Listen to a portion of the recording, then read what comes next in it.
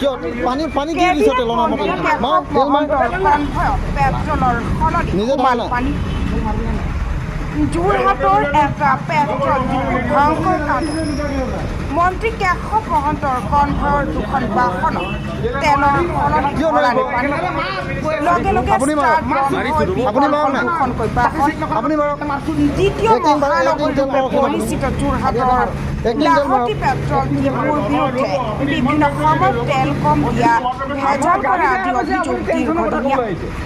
14 মে দিনা পিছে কাঠে কাঠে পৰি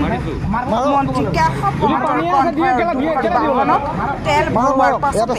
ষ্টাৰ্ট লগে লগে বন্ধ হৈ পৰে এনেদৰে এতিয়া ৰাজ্যৰ একাংশ তেল ডিপুৱে পেট্ৰলৰ নামত জনসাধাৰণক ৰামঠগন দি আহিছে যোৰহাটৰ পৰা অমৃত কুমাৰ শৰ্মাৰ প্ৰতিবেদন পূৰ্বাঞ্চল টাইম যি আহে আহিব মাৰক